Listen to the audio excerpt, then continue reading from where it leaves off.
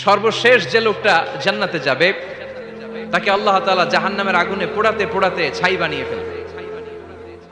আল্লাহ বলবেন, জিব্রাইল যাও একটু দেখো, একটা মাত্র সেজদা দিয়েছে আমাকে, এরকম কাউরে পাওয়া যায় কিনা। বাটি চালান দিয়ে দেখো পাওয়া যায় কিনা। খুঁজে খুঁজে কাউরে পাবে না। আল্লাহ বললেন আবার দেখো, খুঁজে খুঁজে একজনকে পাবে, সামান্য ইমানের ছিটে ফোঁটা তার অন্তরে ছিল।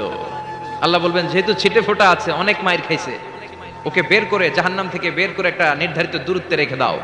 রেখে দেয়া হবে, কিন্তু জাহান্নামের আগুনের লেলিহান শিখাতে তার গা ঝলসে যাবে। সে আল্লাহর ডেকে বলবে, মাবুদ তোমার কাছে আমি কিছু চাই না,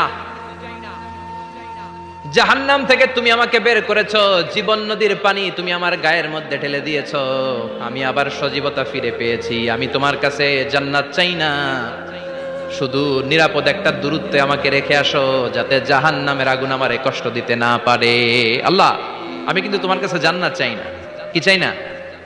জান্নাত চাই না, কিন্তু জাহান্নামের আগুন আমারে কষ্ট দিচ্ছে, এতটা দূরত্বে রাখো যাতে জাহান্নামের আগুন আমার গায়ে না লাগে।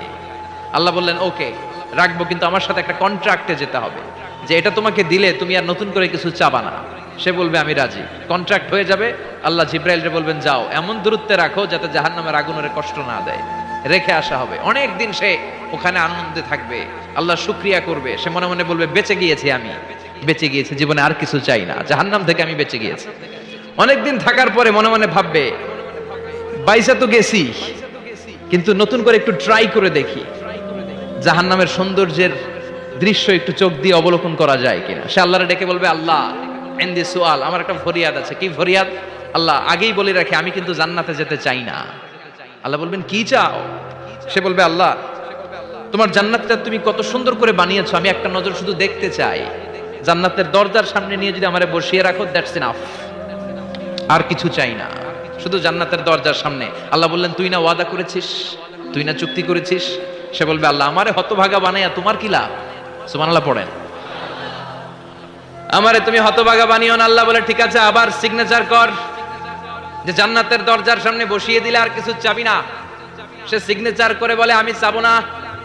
আল্লাহ বললেন জিব্রাইল বেচারারে ধরে জান্নাতের গেটের সামনে বসায় দে। এবার জান্নাতের গেটের সামনে বসে বসে জান্নাতের সৌন্দর্য দেখা শুরু করবে। সুবহানাল্লাহ।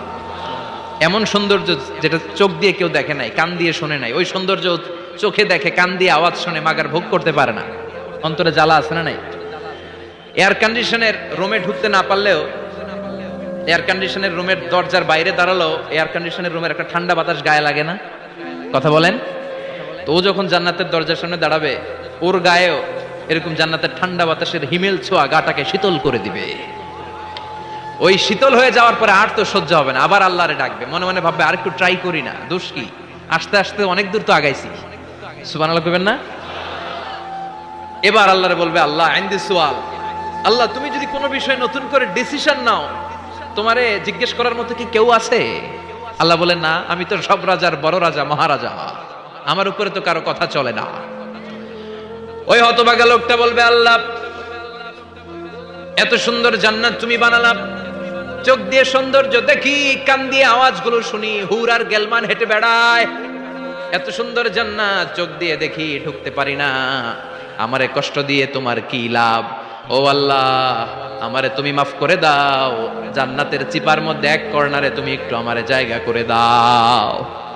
আল্লাহ বলবেন ওয়াই হাক ইবনা আদম, তোর ধ্বংস হোক হে আদম জাত, মা আগদারাকা, তোর চেয়ে বড় গাদ্দার আমি আমার সৃষ্টিকুলে কাউরে দেখি নাই, কারণ তুই আমার সাথে চুক্তি করিস আর চুক্তি ভঙ্গ করিস। আল্লাহর রহমতের দরিয়ায় তখন জোশ খেলে যাবে, ওর আকুতি মিনতি চাহনি আল্লাহর রহমতের দরিয়ার মধ্যে জোশ লাগিয়ে দিবে।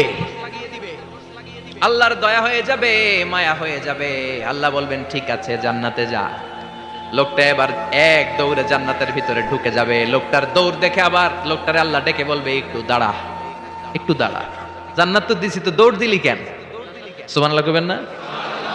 লোকটি বলবে আল্লাহ প্ল্যান তো আমি কম করি নাই, এত চেষ্টার ফলে আমি আসতে পারছি, আবার যদি তুমি বাইর করে দাও, এই জন্য এক দৌড়ে এমন চিপার মধ্যে লুকামো যাতে তুমি আমার না দেখো।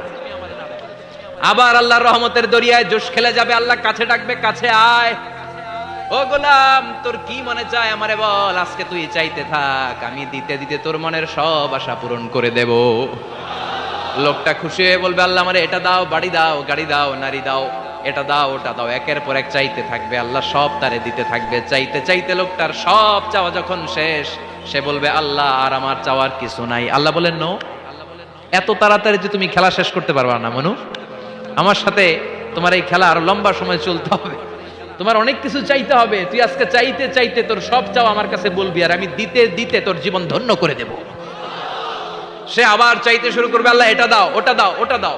আল্লাহ দিতে দিতে সব দিবে। এরপরে বলবে, আল্লাহ মাফও চাই, দোয়াও চাই, আর চাওয়ার কিছু নাই। আল্লাহ বলবেন, তাই ঠিক আছে, তোরে আমি জান্নাতে ঢুকাই দিলাম, তবে মনে রাখিস তোর জান্নাতটা হবে সবচেয়ে ছোট জান্নাত, আর তোর জান্নাতটা হবে এই পৃথিবীর 10 গুণ। চিল্লা এখন সুবহানাল্লাহ।